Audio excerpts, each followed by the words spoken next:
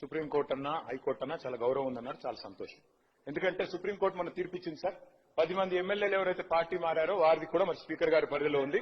వారి విషయంలో కూడా స్పీకర్ గారు నిర్ణయం తీసుకుంటారని మేము ఆశిస్తాం. అట్లాగే సార్ వారు అన్నారు సార్, మేము ధర్నా చేశాము ఢిల్లీలో అన్నారు, మేము రాలేదు అన్నారు. సార్ ధర్నాకు మేము రాలేదు సరే, మరి రాహుల్ గాంధీ గారు రాలే, మల్లికార్జున్ ఖార్గే గారు కూడా రాలే కదా సార్. మరి వాళ్ళు కూడా ఇది ధర్నా కాదు డ్రామా అనుకున్నారా సార్? ఎందుకు రాలేదు సార్? మరి కోరుతా ఉన్నాం సార్, ప్రధానమంత్రి గారు అపాయింట్మెంట్ ఇస్తలేరు, ఇక్కడ ఉన్న ఎమ్మెల్యే గారు ఇప్పియాలంటారు. ప్రధానమంత్రి గారి అపాయింట్మెంట్ ఎమ్మెల్యే గారు ఇప్పిస్తారా సార్? ఎక్కడైనా దేశంలో ఇది మాకు తెలియదా? ఇప్పుడు మొదలైంది ఆట. ముఖ్యమంత్రి కార్యాలయం నుంచి అడిగితే ఇస్తారు. 52 సార్లు ఢిల్లీకి పోయినారు ముఖ్యమంత్రి గారు, 52 సార్లు పోయినారు. 20 నెలల రికార్డు సార్ ఇది. ప్రధానమంత్రి గారు అపాయింట్మెంట్ ఇస్తలేడు అంటున్నారు ముఖ్యమంత్రి గారు. ఎందుకు ఇస్తలేరు సార్ అపాయింట్మెంట్? ముఖ్యమంత్రి గారు స్వయంగా చెప్తున్నారు బహిరంగ వేదికల మీద, ఢిల్లీలో అపాయింట్మెంట్లు ఇస్తలేరు, ఇస్తే చెప్పులు ఎత్తుకపోతారేమో అని చూస్తున్నారు అంటున్నారు. ఇట్లా మాట్లాడిన అపాయింట్మెంట్ వస్తాయా సార్?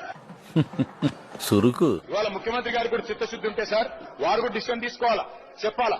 మరి బీసీ బిల్లు సాధించడో ఢిల్లీకి హైదరాబాద్ రానని చెప్పి అక్కడే కూర్చోమనండి, జంతర్ మంతర్లు ఆమరణ దీక్ష చేయమనండి. మేము ఒప్పుకుంటున్నామా సార్? పాడరెడ్డినా సార్ ఏదైనా చేయాలి పని అంటే డెడికేషన్ ఉండాలి సార్, డిక్లరేషన్లతో కాదు. నాకు తెలుసు మీ సంగతి. You are intelligent, unfortunately I'm also intelligent.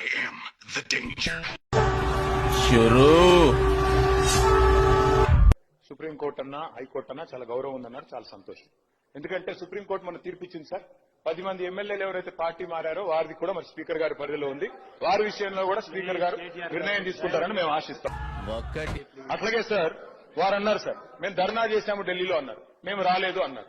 Sir ధర్నాకు మేము రాలేదు సరే, మరి రాహుల్ గాంధీ గారు రాలే,